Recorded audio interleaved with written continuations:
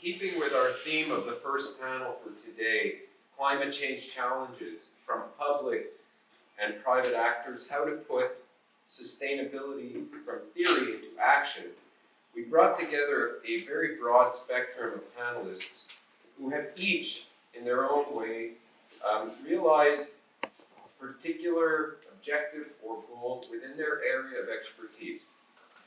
Unfortunately, at the very last minute, our fourth panelist, Chloe Soucy, came down with, sounds like she didn't have a voice, couldn't even do it virtually. Chloe is a real estate executive here in Montreal with a very progressive, I would call, real estate developer.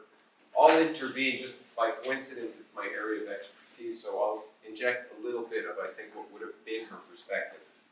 But we also have with us an academic expert who, and I'm taking from your bio, who is committed to teaching, researching, and changing practices to create a more inclusive and socially responsible society. We have the founder of the first B Corp certified law firm in Quebec. And if you have the chance, I would invite you all this weekend to YouTube his TED Talk and give it a listen. It's a few years old, but it's phenomenal. And we have a community advocate, if I can term it that way, who has dedicated herself and is part of a global organization dedicated to driving solutions to the global climate crisis. So in keeping with Per's introduction, a very diversified panel each person brings their particular area of expertise and experience to today's discussion. So I'd like to start by asking each of you, and maybe I can start with Hope.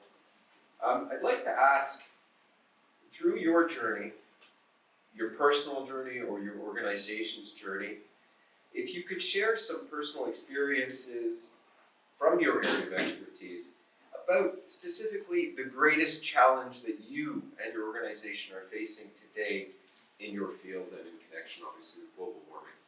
Hope? Sure, thanks so much. Hi everyone, my name is Hope. Would you like to use? Sure. I'm just loud, so. Yeah, sure. I mumble as well, so that probably helps. Hi, I'm Hope. It's nice to meet you all. My name is Hope, as I said. I use she, her pronouns, and I am the Community Climate Hubs Manager with the Climate Reality Project Canada. So as it was mentioned, the Climate Reality Project Canada is also one of the international branches of the Climate Reality Project, which is, you might have recognized, it's like affiliated with Al Gore's climate philanthropy, and so it allows us to have this wide-reaching impact while also being able to address our own issues in our country here.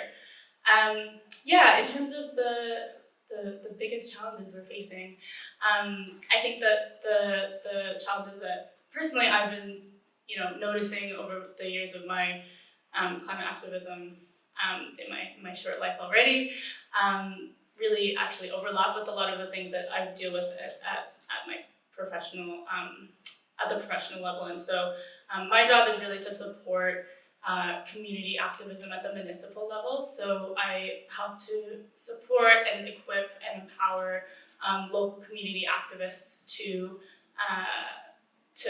work together and advocate for the best and strongest municipal climate action they can. And so we have about 30 hubs across the country, and they're distributed around the country, and they're working on issues such as trying to get gas out of new buildings out west. We have campaigns on trying to just simply finance the climate plans that have been put in place but aren't necessarily actually being implemented. And then we have hubs that are even just working on getting a climate plan to begin with in their city. So obviously municipalities across the country are varied in terms of size, in terms of expertise, in terms of capacity. Capacity is a huge issue because if a small town only has not even one staff person, how are we to expect them to know how to create a viable climate plan? Anyway, I can get into that later. But yeah, we're dealing with, there's I think there's like 4,000 municipalities that exist in Canada, and within those, a lot of them are of the smaller scale. And so yes, we have our big players. We we have our Vancouvers and Torontos and Montreals that are able to have entire teams of staff dedicated to creating really good, robust climate plans. But hundreds and hundreds of more are much smaller in capacity. They're much smaller in expertise. A lot of counselors are just everyday people who don't necessarily actually know like the climate science necessarily, or even if they understand and accept and want to do something about the climate science, they don't know what that looks like in policy. They don't know how to actually implement that. And so capacity is actually a really big issue when it comes to the municipal side of things, but it's also something that's really affecting everyday people. And so my side of the things, what I try to help people do is to feel empowered in the work that they can do as an active citizen and participate in their local democracy. And every day, we're dealing with, I think inflation was mentioned, a lot of people are facing a lot of really tough cost of living issues right now. They're facing housing issues, they're facing a myriad of issues that make climate, even if people care about it, just fall down on the list. It makes organizing, period, really difficult. A lot of these groups are volunteer. A lot of these groups have limited capacity, juggling all the things that everyday life already has to do with. And so getting together a group of people to learn about the issues, learn about the policies that work, learn about the skills that they need to have to be able to implement the policies, and even once they have those skills, feel like they can start building a community, they build relationships.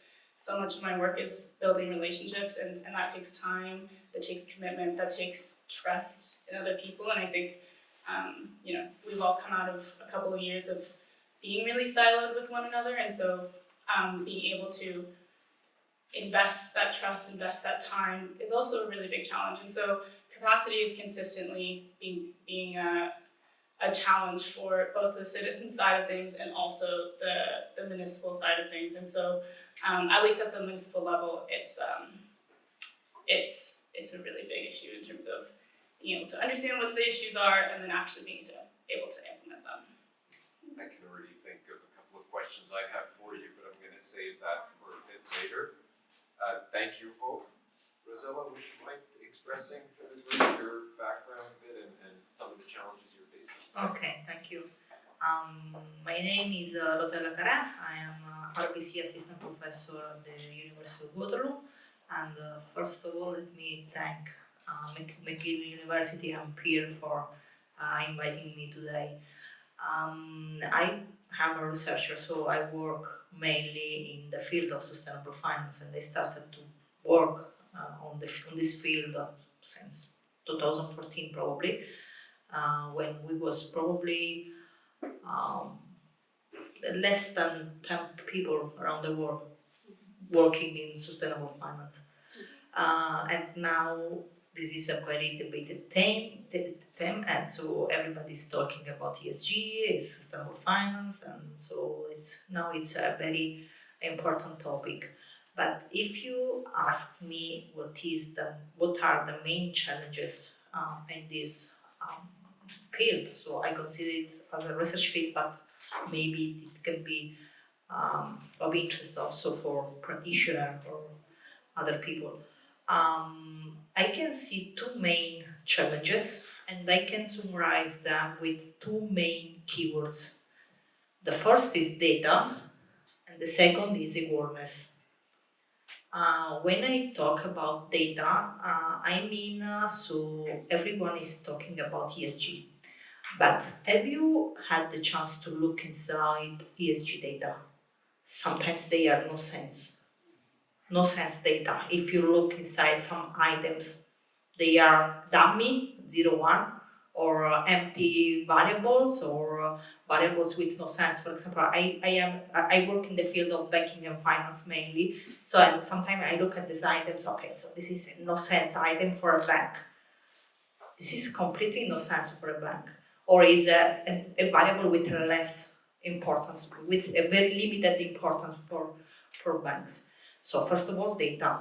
So this means that we are working and discussing and talking about data that are no sense. that sometimes they are not true, because we have several papers already published, like the paper of Rigo Bond disagreement in ESG data, in which they provide proof that there is disagreement in ESG ratings. So they compared 6 ESG data providers, and they found disagreements. So Bloomberg provide different data compared to Refinitiv and with other data providers. So we are making our investment decision using false data, false information that are not true or not usable.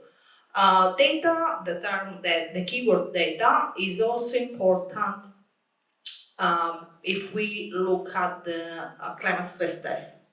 What are climate stress tests? Stress tests are run by central banks to understand the overall exposure of a banking system towards climate risks.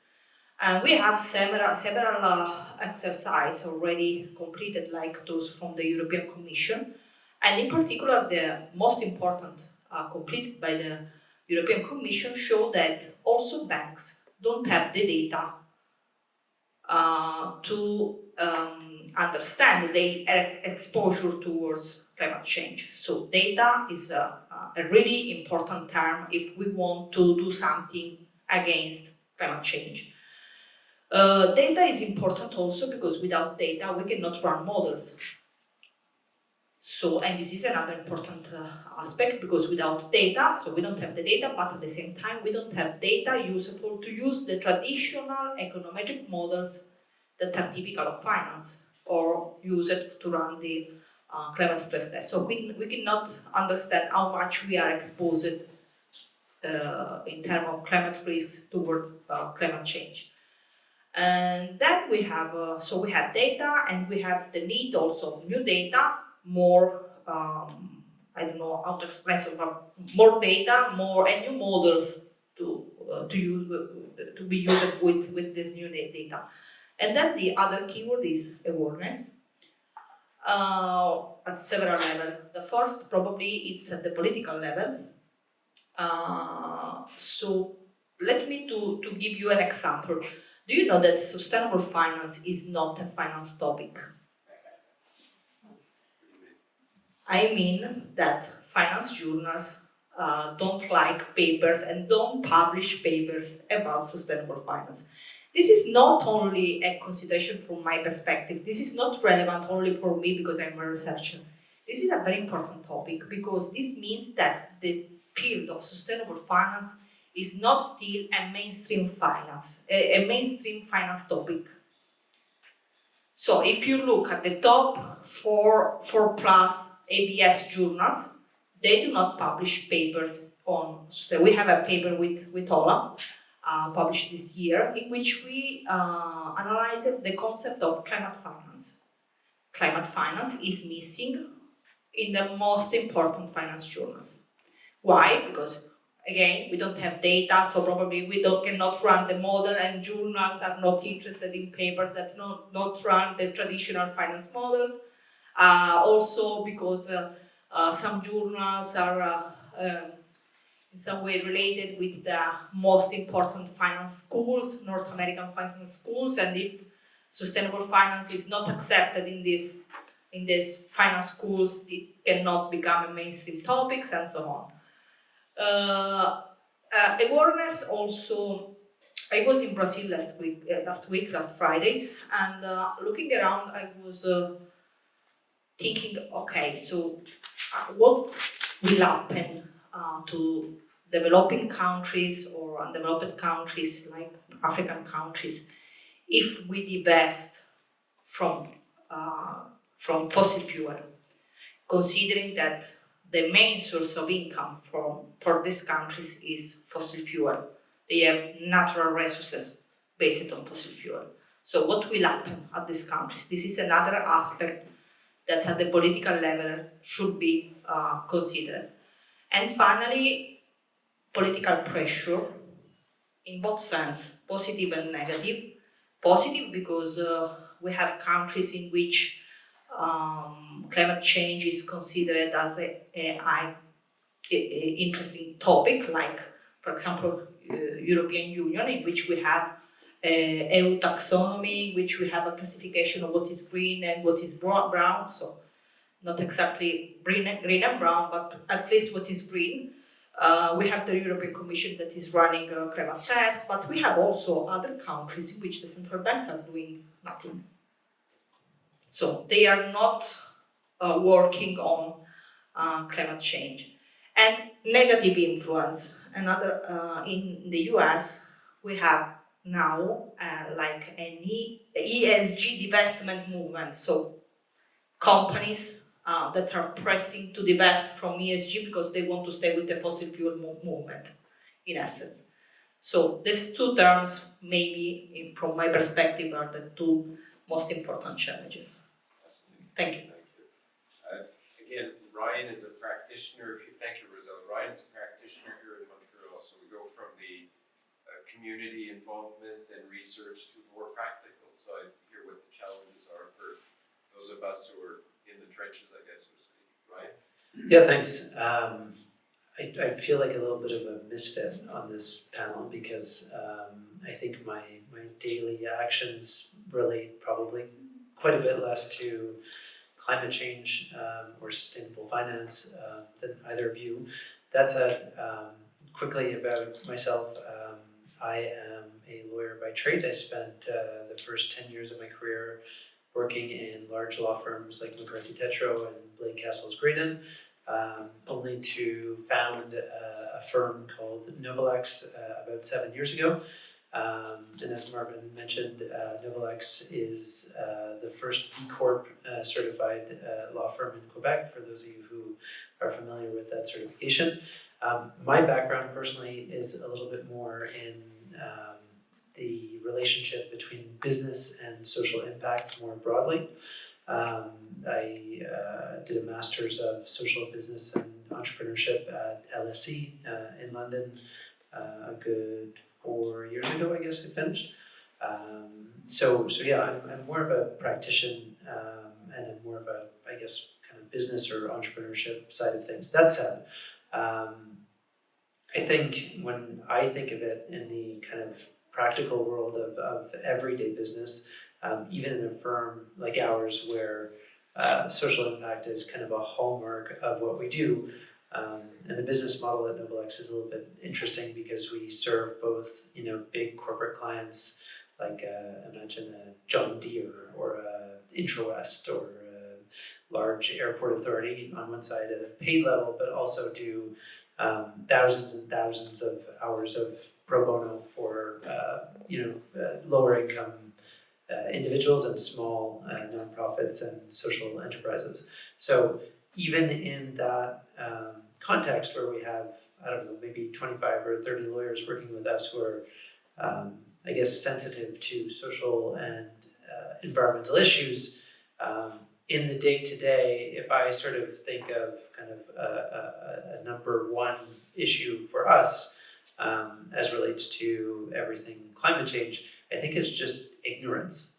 I think it's a question that probably ignorance and prioritization. So it kind of relates to what both of you were saying in a sense. I think even the most social forward lawyers that we have and staff have very little insight or data or even kind of general knowledge about climate issues, which is surprising, and I include myself in that, even as someone who's studied for several years in social impact, on one hand, and second, I mentioned prioritization because I definitely find that even at a very progressive law firm like ours, climate is probably discussed, if it's not sporadically, it's definitely not frequently enough, with an absence of both, I guess, policy and procedure that would make us a, how would I say, important actor or a change-making actor as concerns climate. So considering those two obstacles, I kind of sit in front of you here today and you would say, what is Novolex, this very progressive social impact,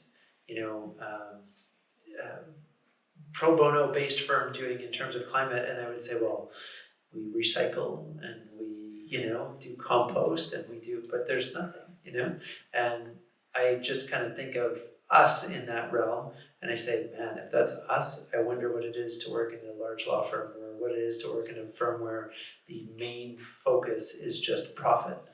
As I was speaking and as I was listening to the other panelists, I think one maybe last issue that I see, because we are still quite close to that world of big law and kind of corporate law, I see a lot of misrepresentation, and it was a funny thing to kind of see. We started Novolex far before the pandemic and far before ESG became trendy. It was kind of a hope of ours that our social inclinations would actually be a lever for business development and recruitment, which it was. It was just very frustrating, though, at the same time to see, I guess, in the last 2 or 3 years, a number of firms with kind of questionable practices brand themselves with this big ESG tag as contributors to this far better kind of society in an ESG perspective. And I've always looked at that with very kind of judgmental kind of eyes, saying, you have no shame in kind of putting the ESG out there as something that you believe in and something that you're expert at, and something that you can advise on, but your own practices are very questionable for any one of those 3 letters. So I guess without saying that this concerns everyone, there are definitely players within the system who use the term ESG quite loosely.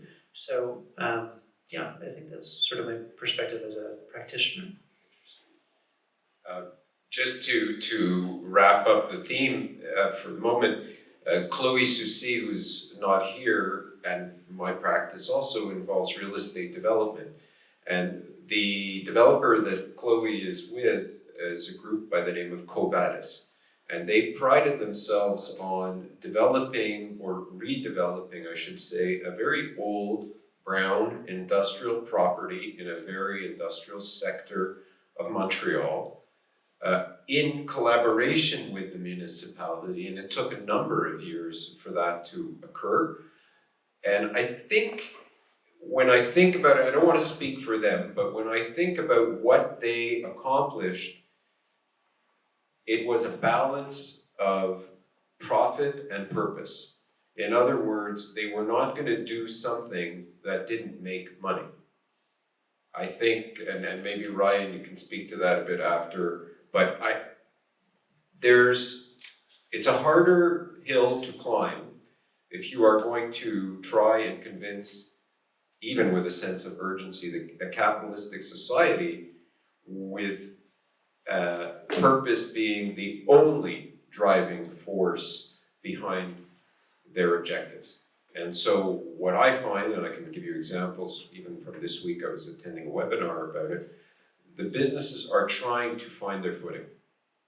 Unfortunately, as Professor Zimbanson said in his opening remarks, time is of the essence, and that becomes the critical factor. I think we don't have the luxury of decades of slowly, progressively moving towards those objectives.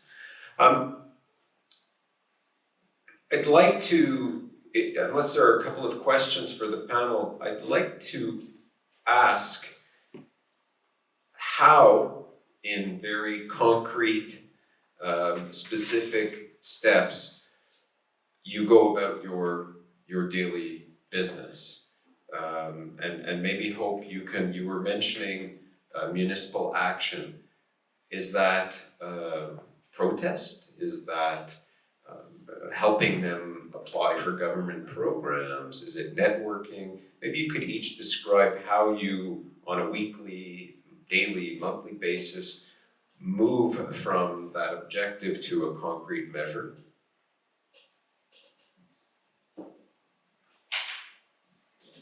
Thank you.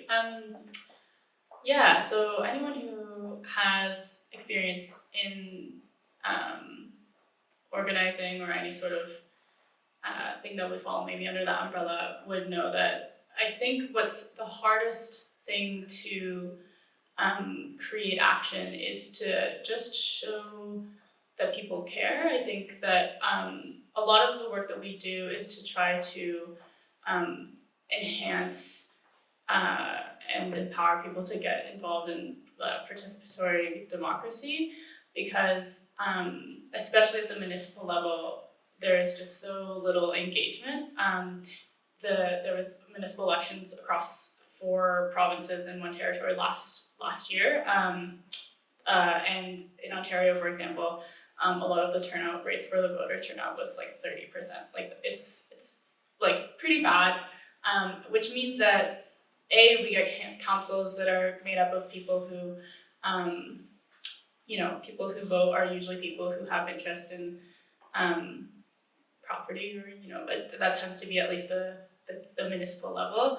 And then that means that if they're allowed to do free reign, if they have free reign, that then they're not necessarily being governed in a very effective way. And so a lot of the work that we do is to just simply encourage people to get involved at council.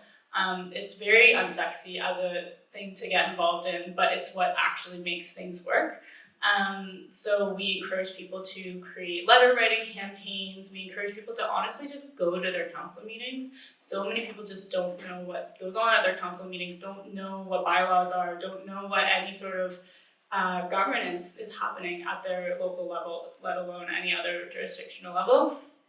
And so we do a lot of education work in terms of how do municipal politics work, where do you actually go to try to make a difference, like what are the pressure points, and once you find those pressure points and once you find maybe even an ally on the inside, whether that be a councillor or a staff person, then try to create public pressure that can activate the political will towards actually taking some action.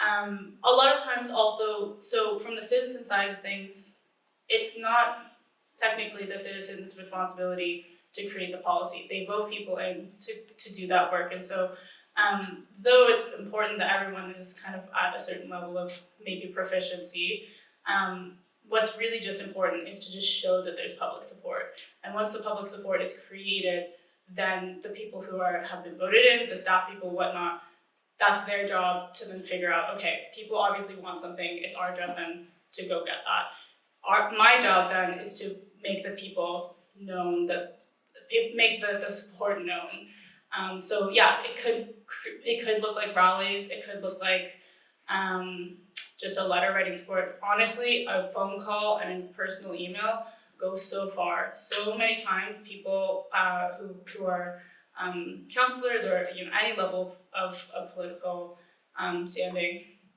they don't honestly get as much engagement as we think. Like they hold so much power and they really hardly talk to any of their constituents. If 1 or 2 or 10 constituents honestly express their concerns about certain things, it can go so far. Hope, do you find, does the same level of work apply at the provincial or federal level, or do you find that the more impactful, if that's a proper expression, the effect is at the municipal level? It really depends. I think what's most impactful in terms of working at the municipal level is that municipalities can be a lot more nimble than other levels of government. And they're also a lot more tangible for people. People who, might describe themselves as apolitical, even though I would dispute that. People who aren't really comfortable with getting involved in politics, let's say, they still care about a road being built in their town. They still care about their kids being safe on the way to school. Tangible politics is felt at the municipal level, and people are able to understand large-scale issues like climate change at the municipal level. People can kind of understand, they can wrap their heads around, oh, if I retrofit my building and I get loans from the municipality, I will save money. There's a lot of much more tangible, concrete effects at the municipal level. So I think while it's really important to still maintain feet to the fire for politicians that are at the federal and provincial levels, it's a really great entry point for people to kind of get involved. And then, ideally, they're like, oh, well, if the municipalities' hands are tied because of the provincial government, then maybe they'll get involved in those other forms of advocacy. Thank you. Rosella, I have a question for you also, but I'd love to hear first what you see as those concrete measures that you're able to achieve in your area. What I can do in practice, in essence. So what I can do in practice, Yes. in essence. Yes. So I can educate our new young generation because I'm a teacher, and they are interested in learning what is sustainable finance, what are the main challenges. I have 2 courses in the University of Waterloo, and students are always asking for more materials and more to understand more about sustainable finance. And the other concrete action I can do is doing research. I hope to be a good researcher, to able also to change sustainable finance in the sense to be accepted by the mainstream finance, and also good research to inform also policymakers. So maybe this is what I can do in practice. Reliable data, I guess, is one of the first first items we need. It's funny you say that because I had the good fortune of having a couple of professors who influenced the interests and motivated really me in terms of moving on. One who's here even today. So I think you underestimate the influence that you have, and I say that to all the academics here in the room. You're doing a wonderful thing, and you have a lasting influence. Yes, we hope. So I'm here because I joined it Olaf in 2016. So probably. Ryan, how's the business model for Novalex doing? Yeah, I mean, I think it's interesting when you run a for-profit business with a social mission, because you're always balancing between profitability and the ultimate impact that you want to have. And I often think that, I left the very corporate world to have impact, and so whenever these decisions are come about, where we kind of have to figure out where we are on that scale between profitability and impact, we often skew to impact, right? Because we kind of say, well, if the idea was to make as much profit as possible, we probably would have kept our old day jobs. That said, in terms of practical things we do, it may again relate a little bit less to climate or to sustainability, but at least I think the link is there. It's maybe a little bit more indirect, but we provide every year thousands and thousands of pro bono hours to organizations and entrepreneurs on a pro bono basis who are doing incredible things to move the world forward. And I think a lot of people underestimate how important good counsel is in those types of endeavors, and we're very fortunate to be able to support these incredible community leaders and entrepreneurs in the activities that they're taking on at the legal level. And so it can be things that are as practical as incorporating a social business or advising on governance of a nonprofit organization, or litigating something that's super important at this societal level, right? So we've been involved in class actions, never yet climate-related class actions, but class actions that, if successful, will have an immense impact on moving society forward. So I think it's a really interesting thing to observe on a daily basis, that very close relationship that there is between having access to quality legal services and advice and being able to have the impact that as an organization or social entrepreneur you want to have.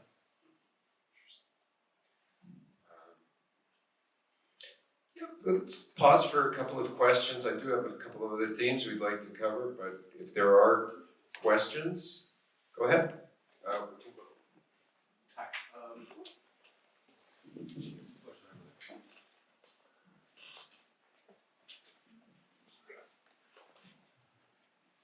Concerning the lack of data, when you find like the studies are lacking the critical data that you find is important, are there trends to the effects that are resulting, or just like random, or like I'm trying to see why is the data missing?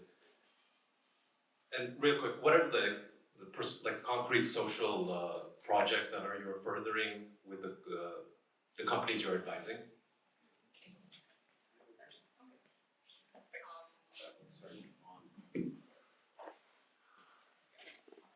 Yeah, I think probably yes, they are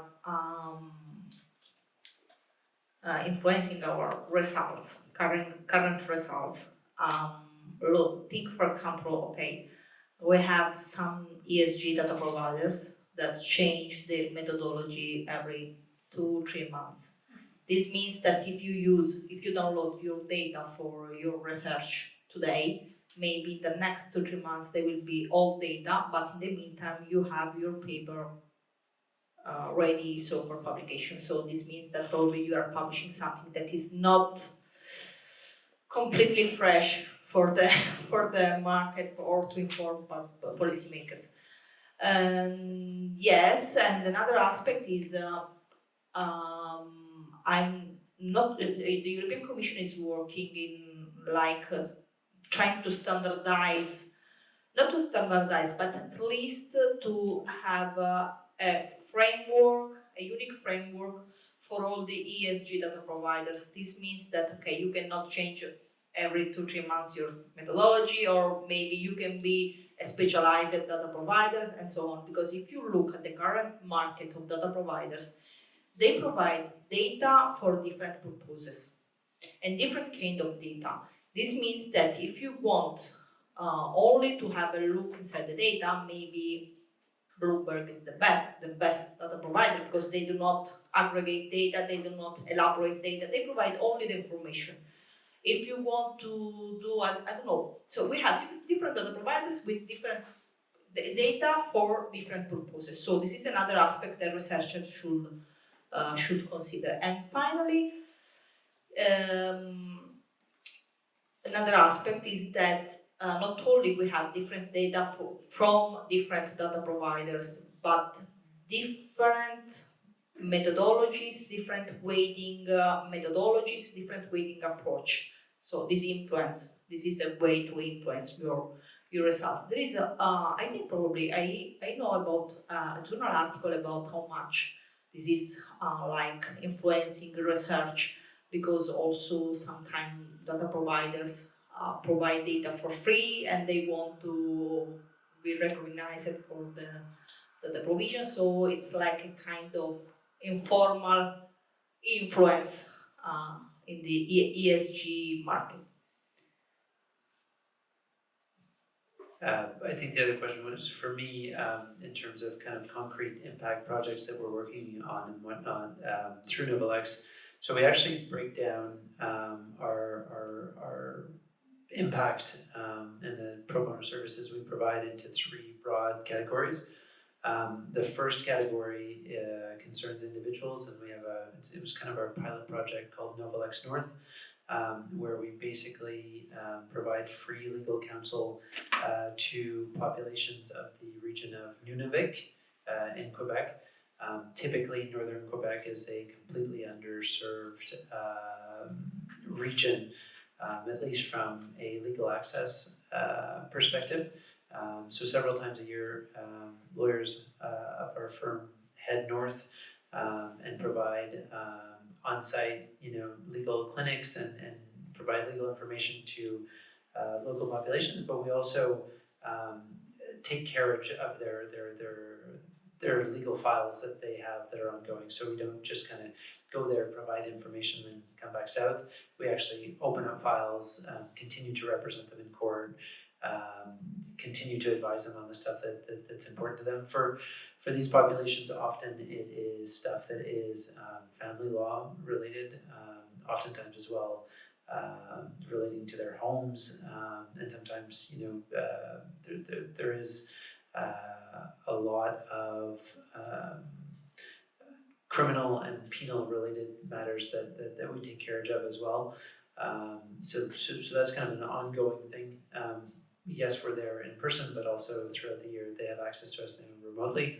The second broad category of projects is support that we provide to nonprofits through a partnership with Educadua. Most nonprofits, and again, we're kind of sector agnostic, so this applies both to the nonprofits portion of what we do and the social entrepreneurship portion of what we do that I'll talk to you about in a second. But from a nonprofits perspective, through Educadua, we help a lot of nonprofits with issues relating to governance, employment law, even just kind of corporate responsibilities, and whatnot. And the third broad area is through a partnership that we have with a couple social and creative accelerators here in Montreal, L'Esplanade and La Piscine, where we do this kind of office hours arrangement where we're actually at the accelerators advising social entrepreneurs live on the different things that they have to do. We also take carriage of their different files as well that are necessary to them achieving their projects. Maybe a tangible realization we've had within there is, for example, on the social entrepreneurship side, raising capital is a really particular dynamic for entrepreneurs whose main priority is not necessarily just generating as much profit as possible for their shareholders. So imagine being a startup with a bold mission that is climate related, and you need to raise $2 million to do it. There are all these different kind of social finance vehicles that you can use, but that are not typical to, or at least not yet typical to or sort of kind of everyday financing rounds that people would have. And so over time we've developed expertise in these models and vehicles that allow us to kind of properly advise social entrepreneurs in a way that I guess more traditional firms wouldn't be able to.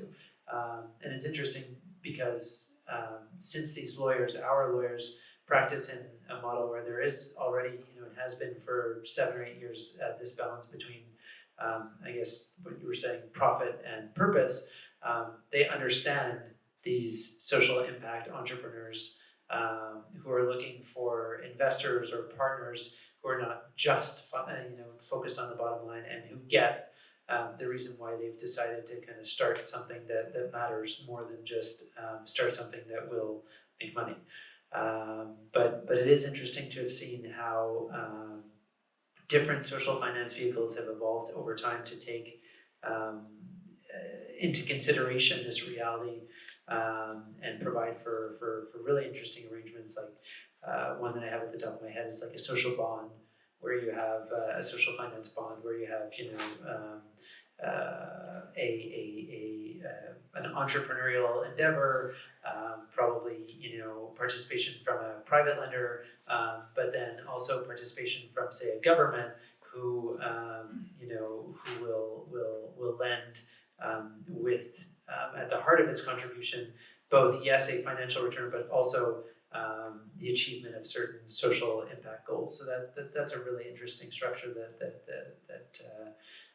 we've put in place on a number of occasions. But there's just so many of them. There's a really good book from one of my professors at LSE on the subject called Adventure Finance that I would invite you guys all to read.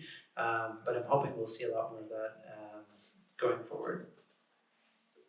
And The social bond that you mentioned made me think of, and again, just to loop the loop, that our fourth panelist is a real estate developer. Their social action, without speaking for them, but their social action involves local impact. By that I mean they don't look for the tenant that can pay the most per square foot in rental income, which is essentially the main purpose of a real estate developer is the return on their investment. Rather, they look at a more holistic approach. So what is the tenant mix? And what do each of these tenants add to the neighborhood? And how do they represent what the vision of the developer is? So are they players in a circular economy? Are they sourcing the widget that they may be selling locally? Are they a positive impact socially and environmentally to their immediate neighborhood? Those are the questions that a real estate developer looks at in a socially oriented development project. Another question? Sir, I don't know if we have, thank you.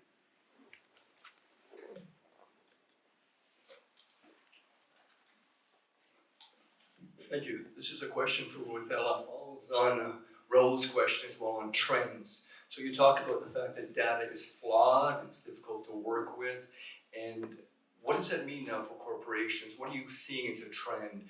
Are more corporations getting involved with greenwashing because there's no other alternative?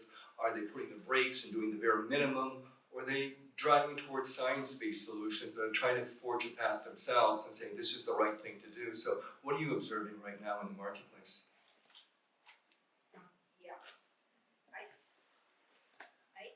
That the ESG movement is changing the concept, the essence of sustainable finance into a rush.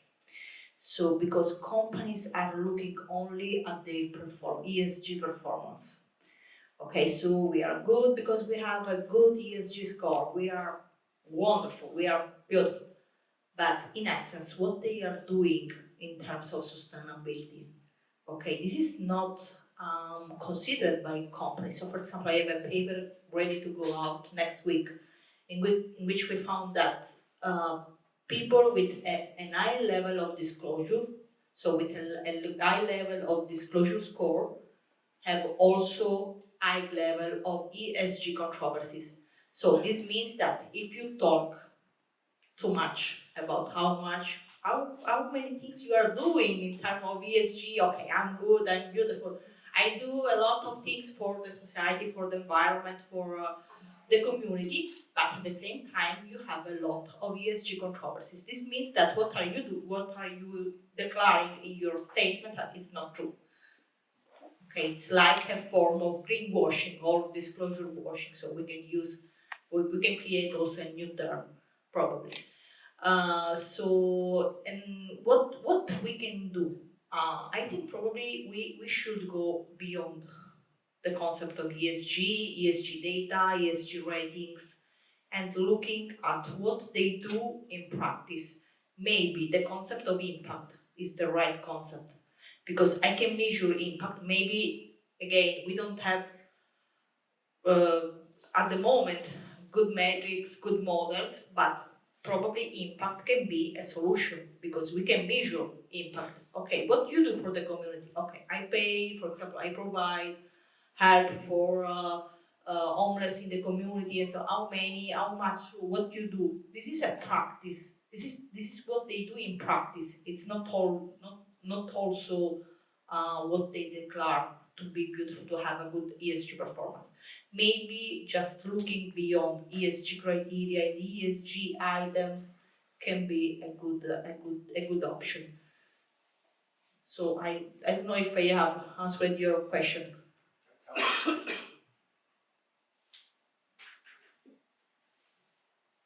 promised Rob.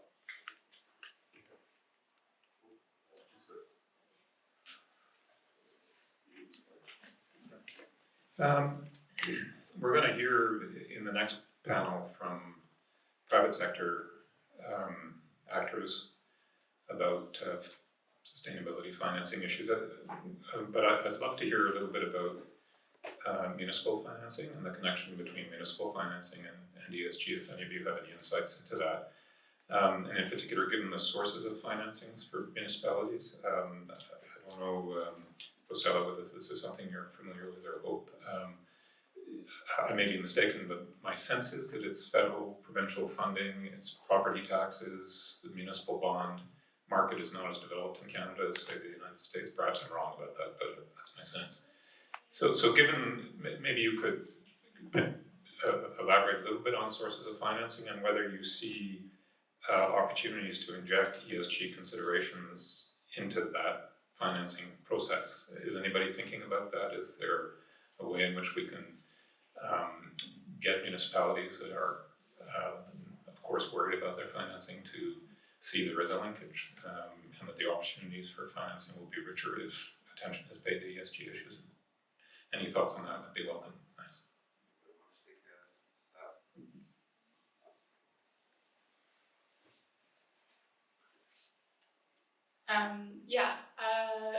So it's actually a really present topic right now on how to finance different obviously climate related schemes, but also just generally. And so I'm thinking specifically of two cities, so Toronto and Halifax. So Halifax just did their climate plan Halifax was created in 2021, and then later that year, or maybe early in 2022, they kind of led the way in terms of a new financing model for their climate plan, and so they've added an additional 3% on top of property taxes in their city to be able to directly fund all of their climate plans. And so this is the bylaw also included that this would be a provision for the next 10 years. And so not only was it just a 1 year tax, but it's a long-term fund essentially that they can tap into, which has allowed them to hire more staff in the department and actually commit to starting their retrofit programs in the city. That's a start. And then in Toronto, to try to address the shortages for the TTC, their public transit, that's been really struggling.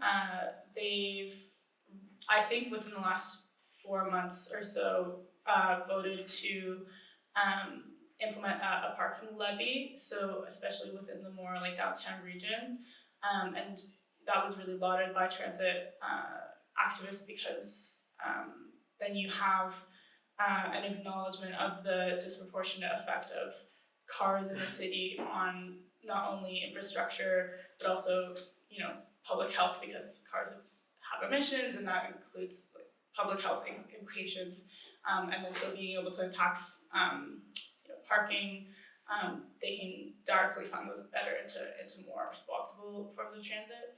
So those are some of the methods that are starting to kind of appear. But I think a lot of municipalities, along with a lot of governments, period, are quite shy about further taxation, even though that's what progressive taxation and windfall taxation would actually be the most impactful fund to fund a lot of these programs. So yeah. I would just somewhat related to what you asked, Rob, I would point out the fact that the federal government is concerned that they're running out of money for the Green Home Grant program. So that's a program where individuals could obtain up to $5,000 for various retrofits of their home. It was announced, I forget, a few years ago, and it was supposed to last until 2027, but the demand has been so strong that there's a belief they're going to run out of money in about a year or so. So the desire is there. The actions are maybe slow to come, but I would say they're not municipal, but at a local, individual level. Are there other questions? Sir? Thank you. Thank you for your talk this morning. I'm curious about, with this atypical funding model, Ryan, that your firm has been able to develop some expertise and the research that you've been doing. Yeah. Oh, thank you very much. So, from your expertise in the firm and the research that you've been doing, I'm wondering about funding models that incorporate philanthropy. Have you seen a rise or a pivot into philanthropy? And if not, in your research, have you considered doing more research on this?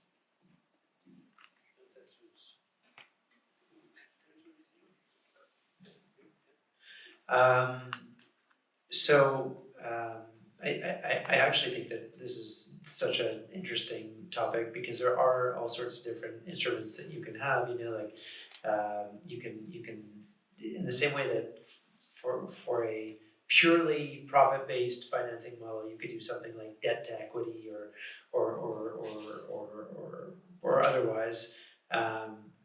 You do see some models where you have these financing structures where, for example, a foundation will do like a grant to equity type model. So you'll have a philanthropic organization, like a hospital foundation, to give you an example, who says this is really interesting.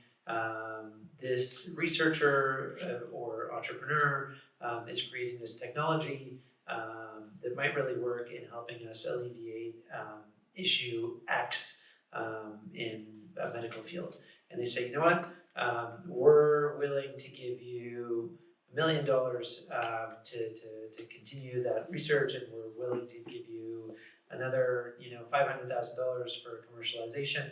And however, this can all be considered as grants if ever this whole thing flops. But if you turn this into a profitable business and are having the impact we're hoping you're going to have on people's lives and people's health, we actually want our grant to, at least in part, turn into equity.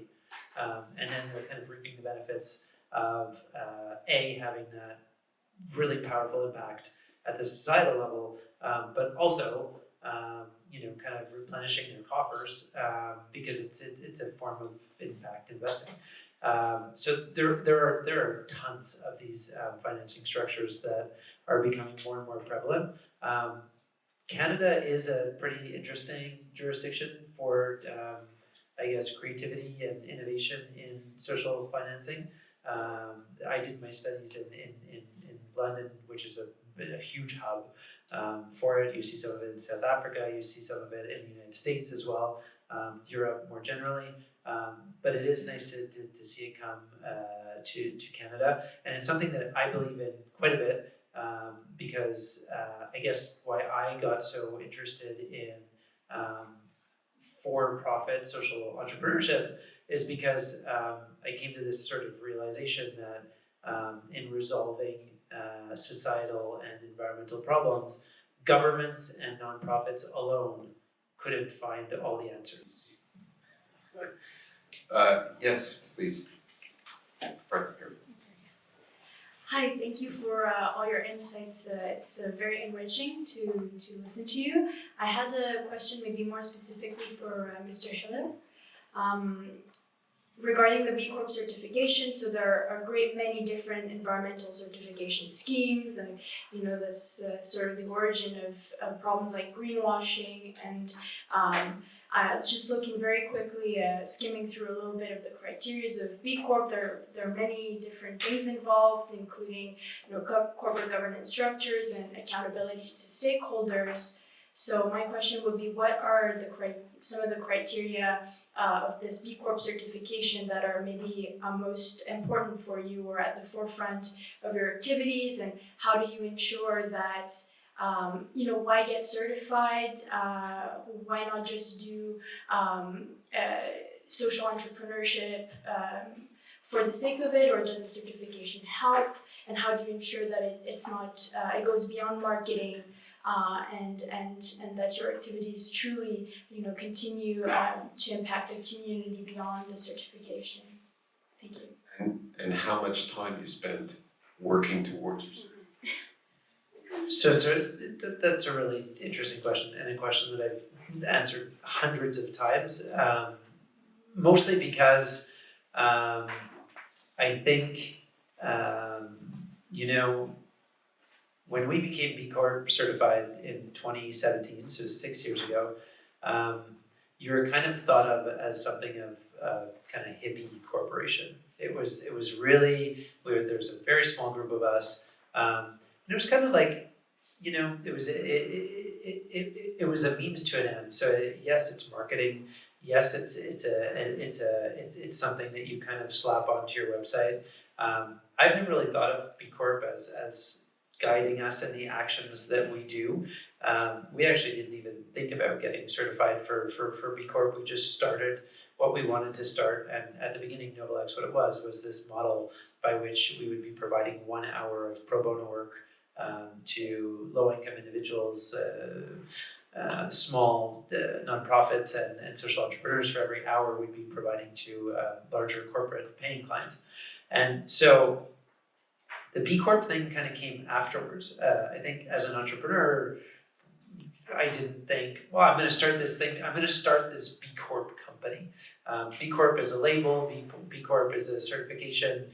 B Corp is someone saying, "Good job, you're doing things in a progressive way."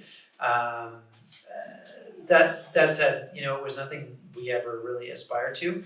On the marketing piece, however, a lot of people kind of talk about the fact that you should be, people wonder, is it right that you use kind of your social impact or your, mission-driven kind of perspective as, a marketing tool or a recruitment tool or a sales tool or, et cetera, et cetera, et cetera.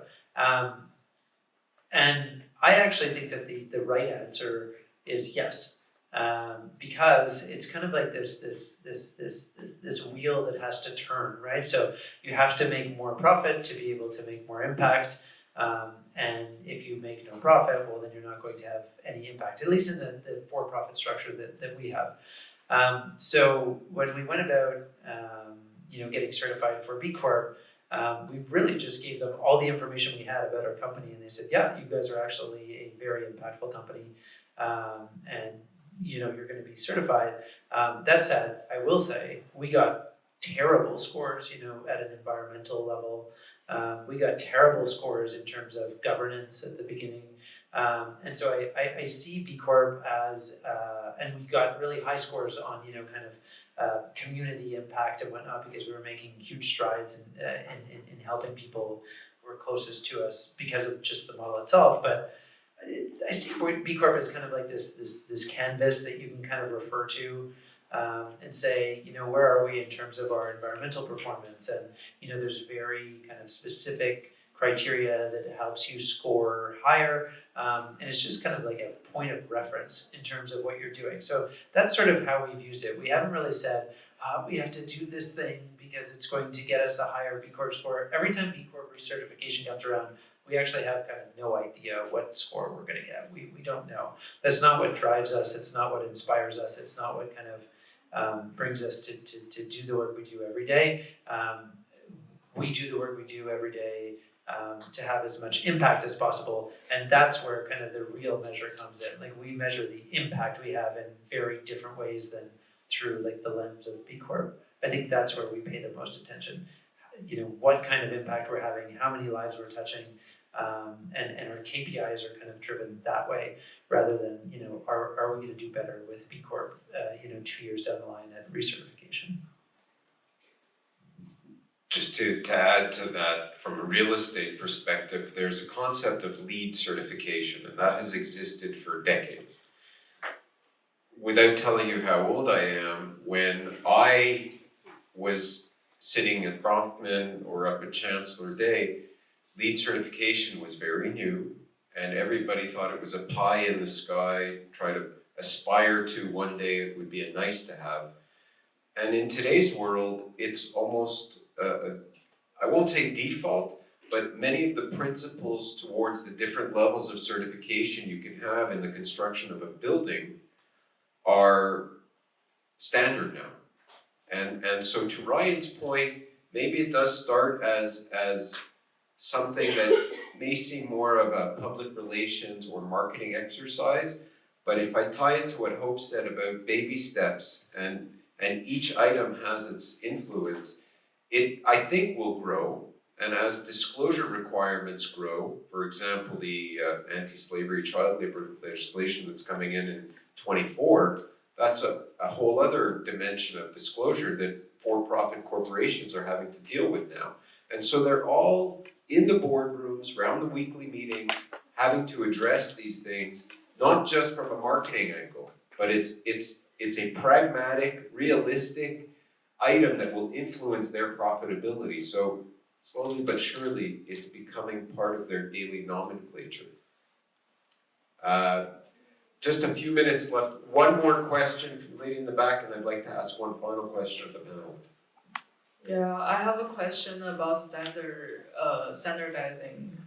So I know carbon credit is a thing because you can really price the carbon now. So, but how about like, for example, plastics and pollutions? There are all kinds of factors. So we can use like carbon pricing to standardize, for example, how much the carbon emissions is costing.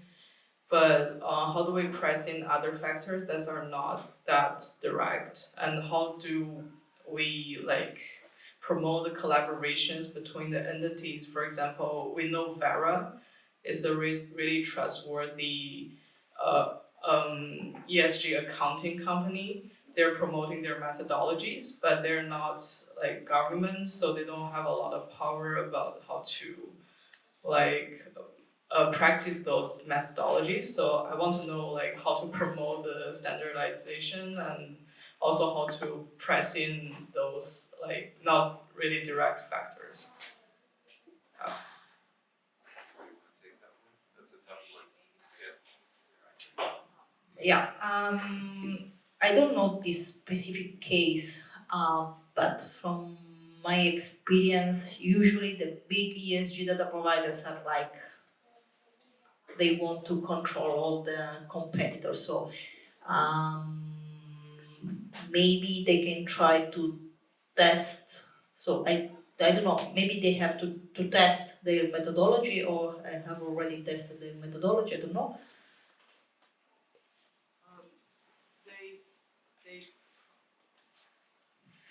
I think they have a really solid methodology, and they're upgrading it each year, and they're getting like more and more partners. So a lot of companies are actually using their accounting regime. Okay, so it's an accounting framework that's a little bit different, because It's like methodologies, but also accounting is like really like.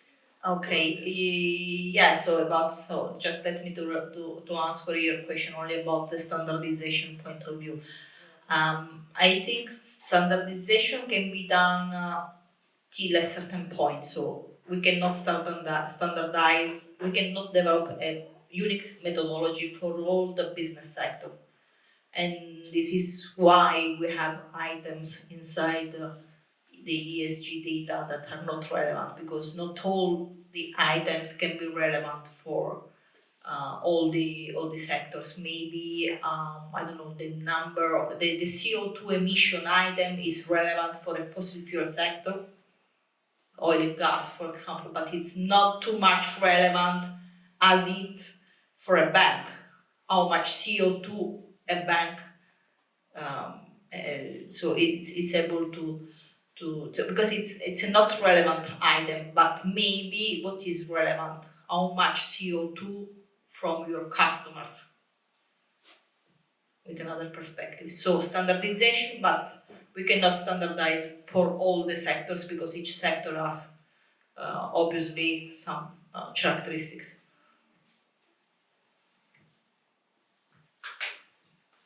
I think that standardization, by the way, is something that a lot of organizations look to their trade associations, their industries, to help them start up.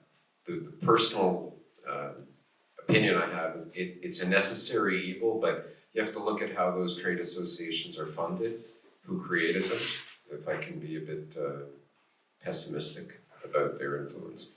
I'd like to ask one last question of the panel before we take a break, and that is, if you had to focus on one or two particular areas in which you will be devoting your time and your energy going forward that can have a concrete impact strategically going forward? Is it, for example, hope to continue the work on the municipal level? Are there some newer or more unique, novel methods or approaches that you're hearing about in your space that you can share with the group today?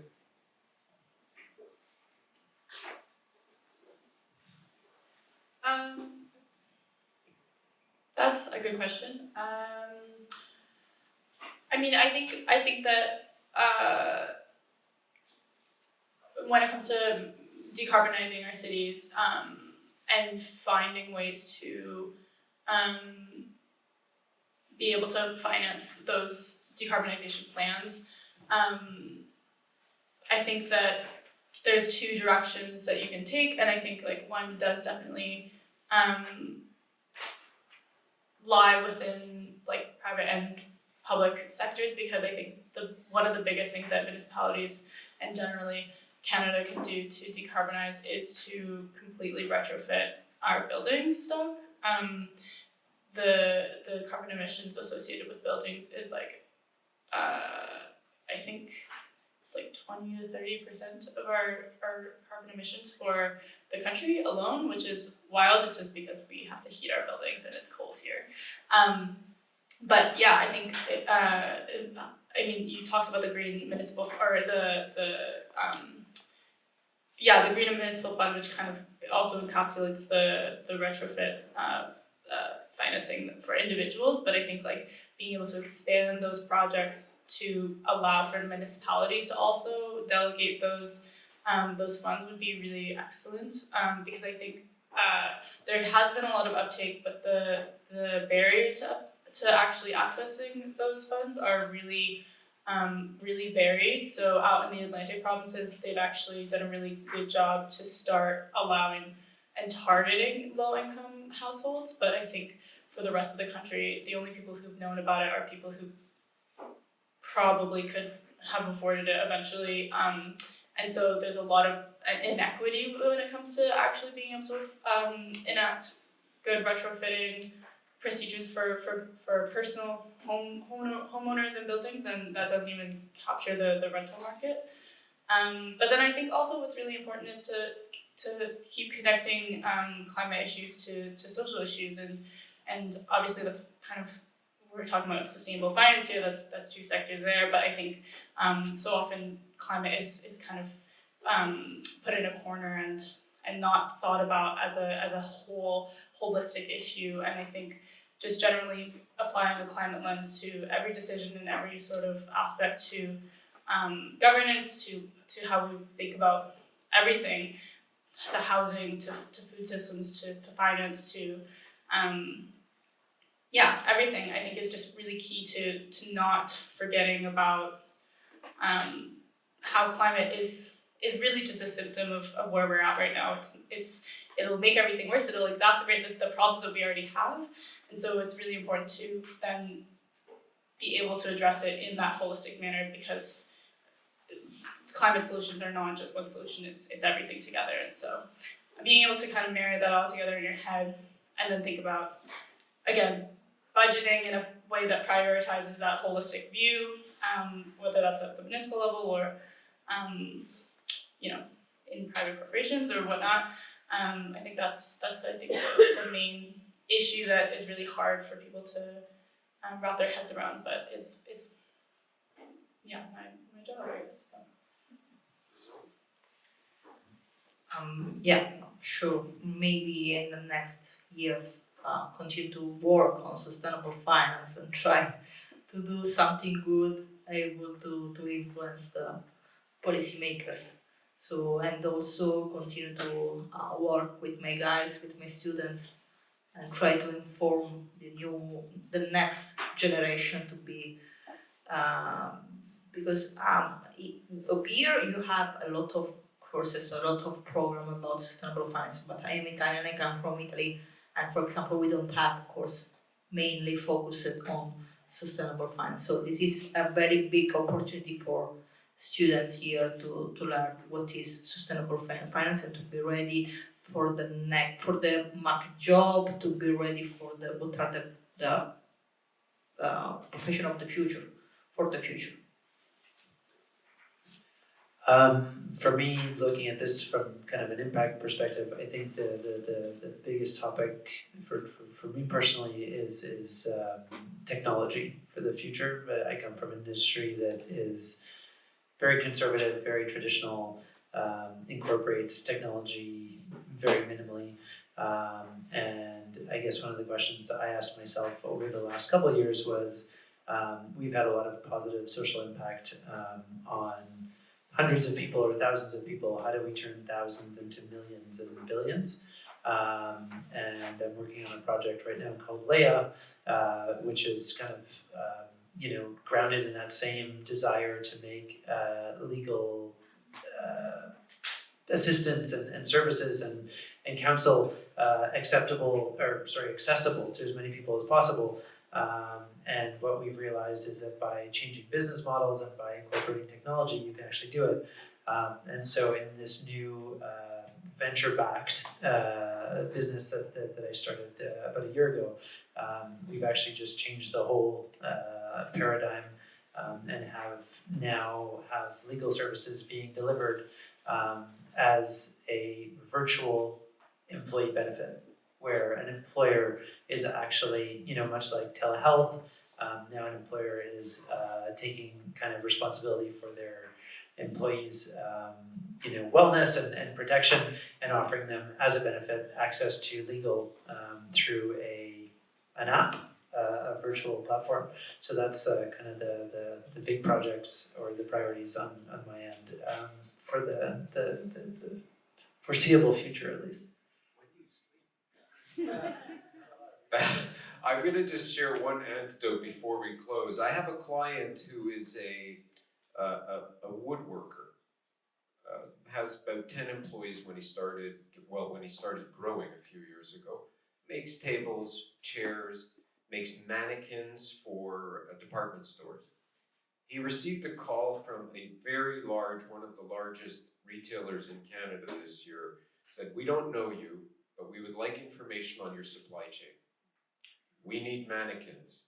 We intend to order hundreds of mannequins, and we no longer intend to buy them from Chinese manufacturers. So they went about, almost like your B Corp certification due diligence, they went about spending weeks asking their own suppliers in turn for the information they needed.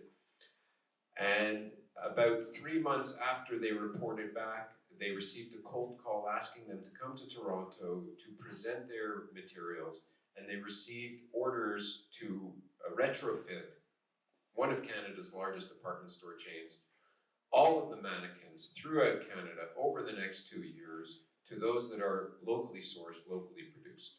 And so these folks are now having to scramble. The 10 has become 20, has become 30 employees. But that's an example of the public player, the federal government, taking anti-slavery, anti-child legislation, bringing it to the forefront, and the larger corporations realizing that they have to get into that sandbox and they have to figure out how they comply. That in turn created local economic benefit, and I would argue in a much more sustainable fashion. So I think there is a huge impact that each one of our guests and many of you here today have had in driving theory into action. I know there are other questions, but I also know that lunch is being served and we're being held to a strict timeline. So I would invite you all to chat with our panelists. I thank you for your attention. And Professor, can I invite folks to please feel free to begin lunch break and serve yourself some lunch. Thank you all.